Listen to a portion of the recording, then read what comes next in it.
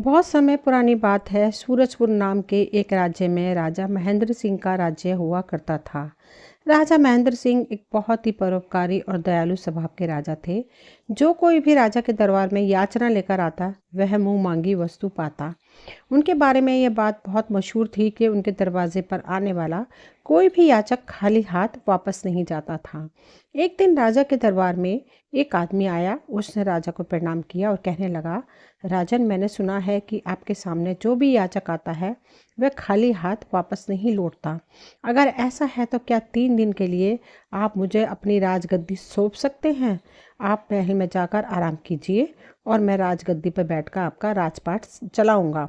राजा उसी वक्त राजगद्दी से नीचे उतर आए और फिर अपने दरबार में मौजूद सभी मंत्रियों दरबारियों को आदेश दिया कि आज से 3 दिन तक सभी लोग इस आदमी के आदेश का पालन करेंगे।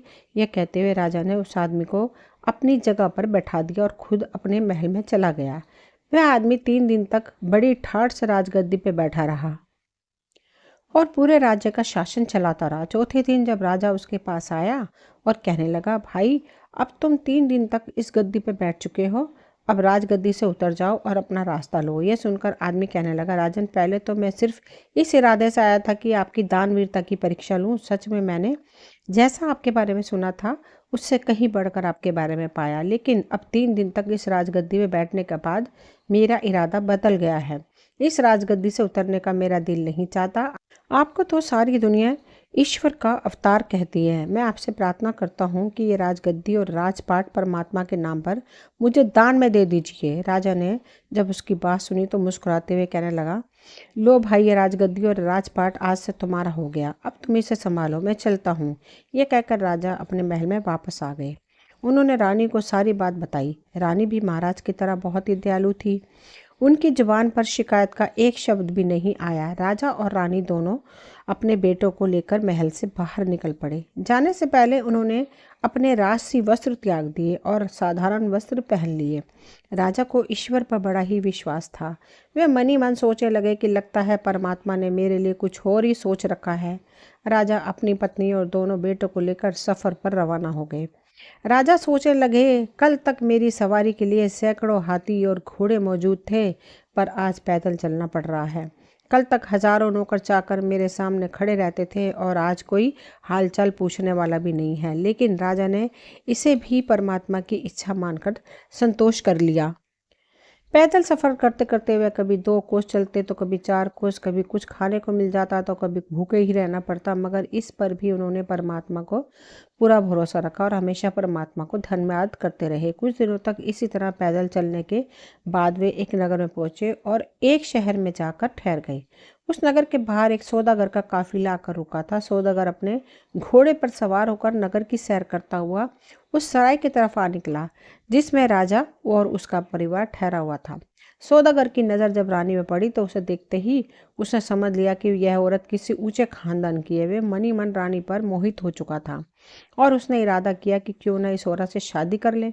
मन में कुछ सोचकर राजा के पास गया। उसका हालचाल पूछने के बाद सौदागर रोनी सूरत बनाकर कहने लगा, हुजूर, मैं एक व्यापारी हूँ। मेरा काफिला नगर के बाहर ठहरा हुआ है। मेरी पत्नी को बच्चा होने वाला है और इस समय कोई ऐसा नहीं जो उसकी देखभाल कर सके। मुझे आप एक बहुत ही नेक दिल और दयालु इंसान मालूम पड़ते हैं। क्या आप अपनी पत्नी को एक दिन के लिए मेरे साथ भेज सकते हैं?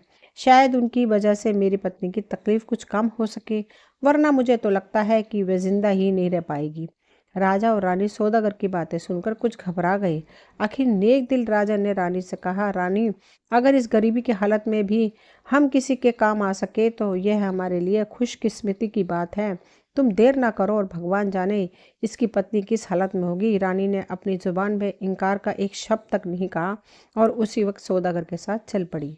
सराय से बाहर आकर सौदागर कहने लगा, मेरा काफिला शहर से काफ़ी दूर है और मुझे यहाँ पर आए हुए काफ़ी देर हो चुकी है। आप ऐसा कीजिए, मेरे साथ मेरे घोड़े पर बैठ जाइए ताकि हम जितनी जल्दी हो सके काफिले तक पहुँच सके। रानी बेचारी उस सौदागर की चालबाजी को समझ नहीं सकी और उसके साथ घोड़े पर सवार हो गई। सौदागर घोड़े पर सवार होकर रानी को लेकर अपने काफिले पर पहुंचा। उसने अपने काफिले को कूच करने का आदेश दिया। अपना घोड़ा उसने एक तरफ भगाया और रानी को ले चला। यह सब कुछ देखकर रानी को सौदागर की चालबाजी का पता लगा। रानी ने बहुत शोर मचाया, बहुत चीखी चिल्लाई, मगर सौदागर को अब उस पर बिल्कुल भी दया नहीं आई। वह उस घोड़े पर बिठाकर कहीं का कहीं जा पहुंचा। दूसरी तरफ सराय में इंतजार करता हुआ राजा सोचने लगा कि उसकी पत्नी अब तक क्यों नहीं आई। उसने सोचा क्यों ना खुद चलकर देखा जाए कि आखिर माजरा क्या है। वह अपने दोनों लड़कों को अपने साथ लेकर सराय से निकला और शहर से बाहर आ पहुंचा। उसने सौदागर के काफिले को ढूंढने की बहुत कोशिश की, लेकिन काफिले का कहीं पता न चला।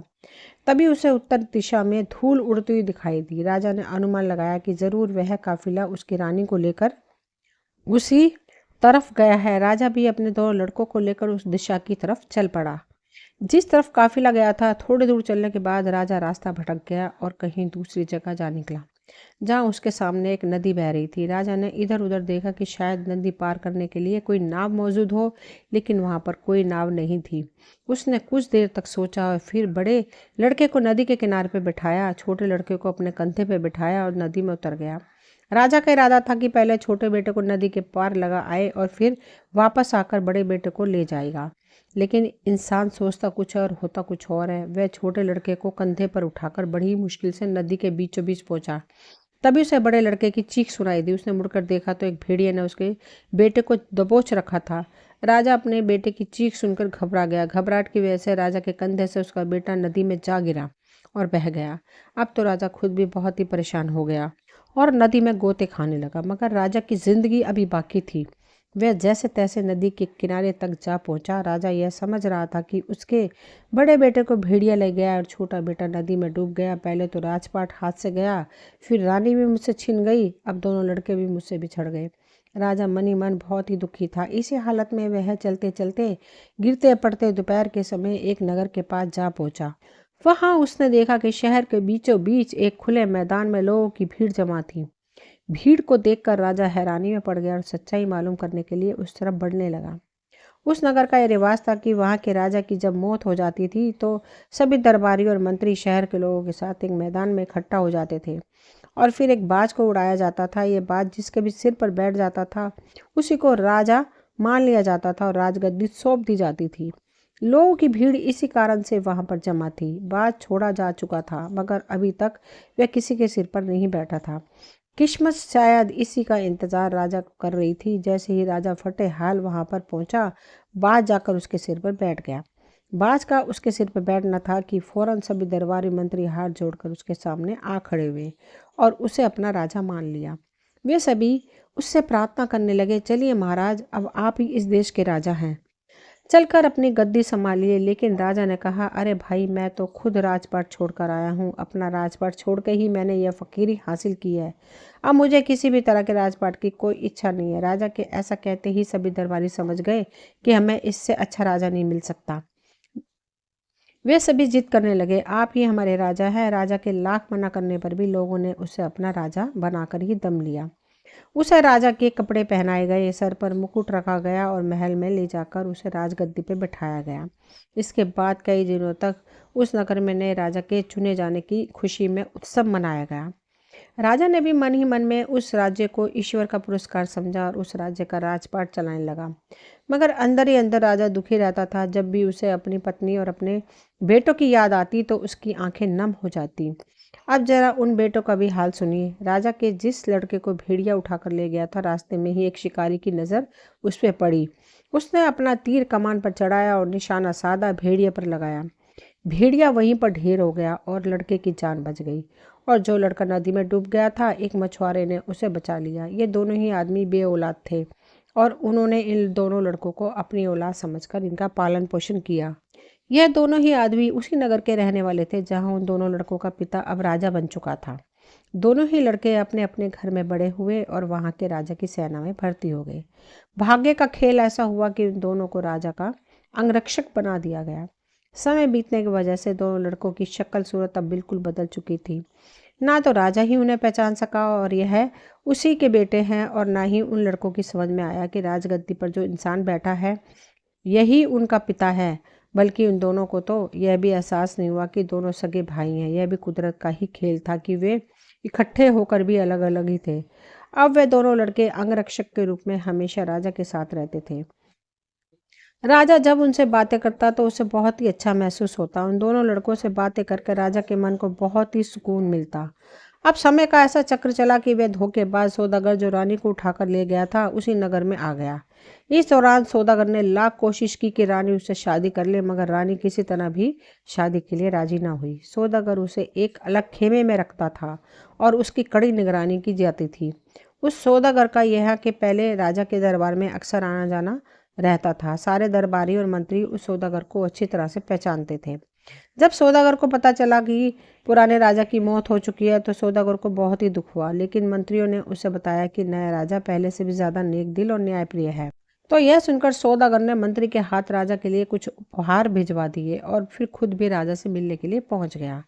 किस्मत की बात है कि राजा ने नहीं पहचाना कि यह वही धोखेबाज आदमी है जो उसकी पत्नी को ले भागा था। सौदागर भी यह ना समझ सका कि राजा वही आदमी है जिसे उसने धोखा दिया था।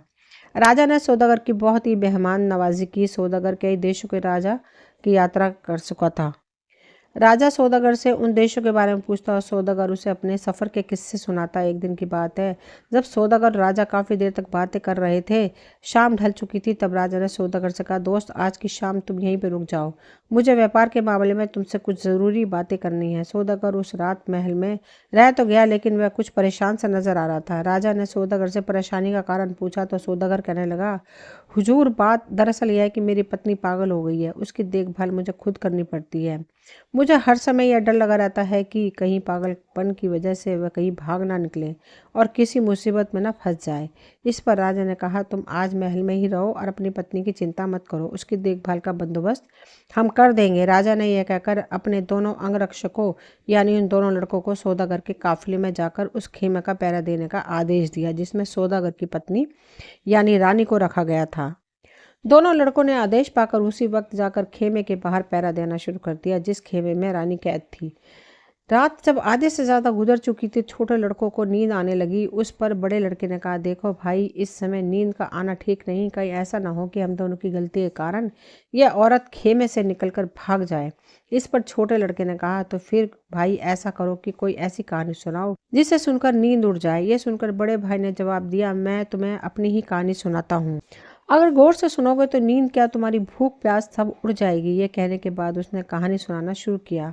अरे भाई, मैं एक राजा का बेटा हूँ। मेरे पिता की न्यायप्रियता और दयालुता की दूर दूर तक धूम थी। लोग उन्हें ईश्वर का अवतार मानते थे। उन्होंने अपना राजपाट ईश्वर के नाम पर एक आदमी को दान में दे दिया था और मेरी माँ और मेरे भाई को साथ लेकर सफर का रवाना हो गए। रास्ते में एक सौदागर धोखा देकर मेरी माँ को भगा कर ले गया।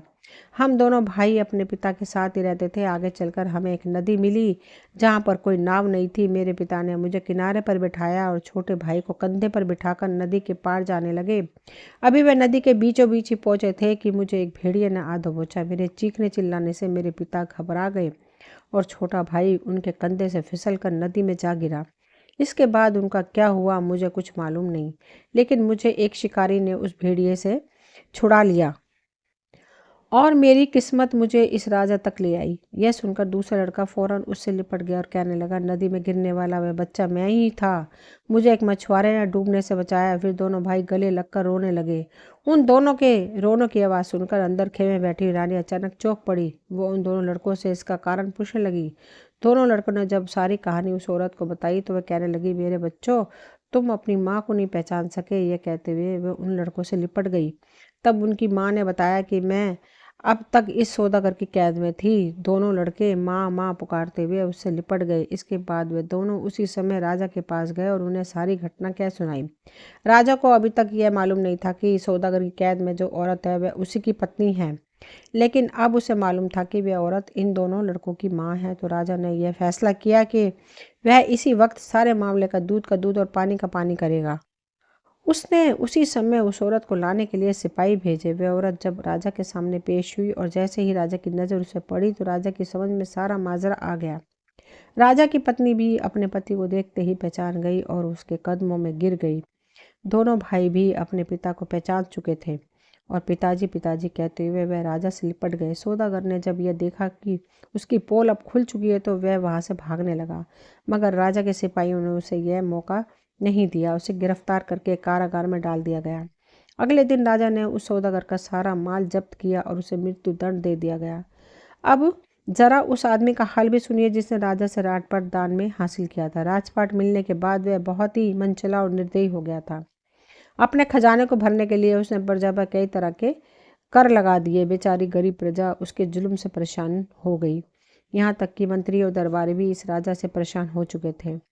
वे इसी चिंता में रहते थे कि किसी तरह से वे अपने असली राजा का पता लगा सकें और इस अत्याचारी राजा को हटाकर एक बार फिर से उसे राजा बना दें।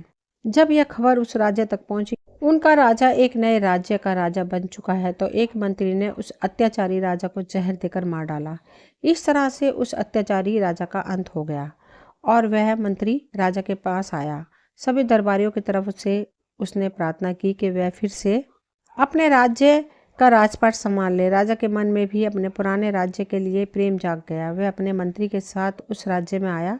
इसके बाद वर्ष के 6 महीने वह अपने पुराने राज्य में रहता और फिर वर्ष के अगले 6 महीने वह अपने नए राज्य में रहता। इस तरह से वह दोनों राज्यों की बागडोर संभालता था। कुछ ही वर्षों के बाद जब राजा के दोनों पुत्र राजपाट संभालने के योग्य हुए, तो राजा ने उन दोनों को एक एक राज्य का राजा बना दिया और खुद वह ईश्वर की भक्ति करके अपनी जिंदगी के बचे हुए दिन गुजारने लगा। दोस्तों, ये कहानी यहीं तक थी। मुझे उम्मीद है आप सभी को कहानी पसंद आई होगी। अगर पसंद आई हो तो प्लीज़ चैनल को सब्सक्राइब करें, वीडियो को लाइक शेयर करें। मिलती हूँ कोई अगली नई कहानी लेकर। कहानी सुनने के लिए आप सभी का तहे दिल से शुक्रिया।